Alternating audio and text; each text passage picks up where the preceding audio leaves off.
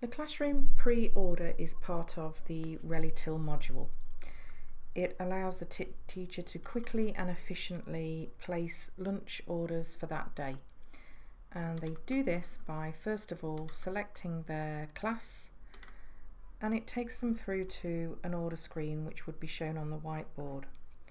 The information that pulls through to that screen is the dishes of the day, including pictures of the food, and a pupil profile for everybody in the class.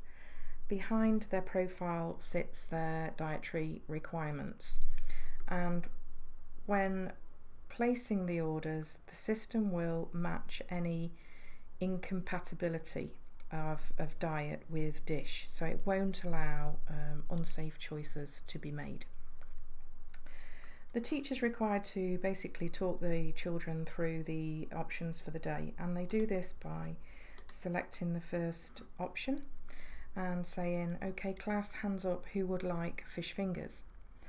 And as the hands go up, the teacher simply clicks on the pupil's photo, and it will take the same colour as the colour around the food. Benjamin's greyed out, and that will be because he has some kind of mismatch for that dish. It could be an intolerance of an ingredient, or it could be a lifestyle dietary requirement that doesn't match. Once the teacher's made the first lot of options, they move on to the next one and say, "Hands up class, who would like 3 cheese vegetable lasagna?" Sometimes it helps to refer to the photo for the children as well. You see Benjamin now has been able to make that selection, and so it's kind of pointing towards Benjamin being a vegetarian, as he's been allowed to make that. The final option is a jacket potato, for which Dennis wanted baked beans with his, and grated cheese was Lizzie's preferred option, and Miles went for the salmon and tomato.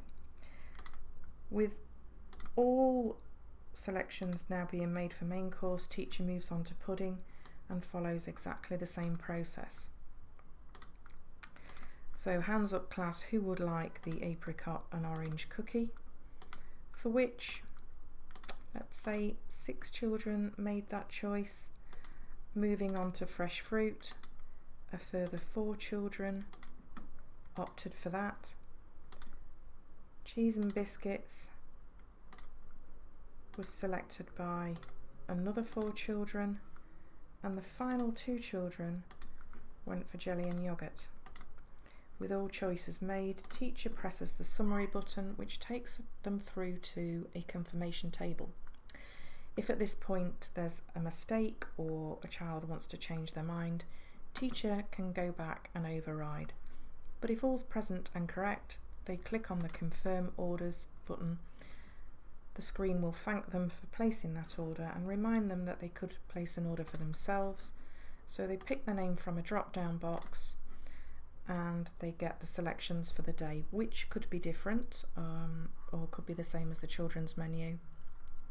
No need for pictures now, and they confirm their order. Over in the kitchen order screen, the team can see on the right hand side of the screen that one class has declared their figures now, and that's populated into a breakdown on the left hand side of the screen.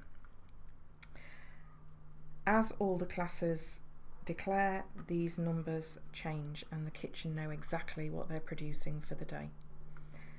This video is taken just over 4 minutes to make, and so actually the process of placing an order in the classroom is far quicker than that.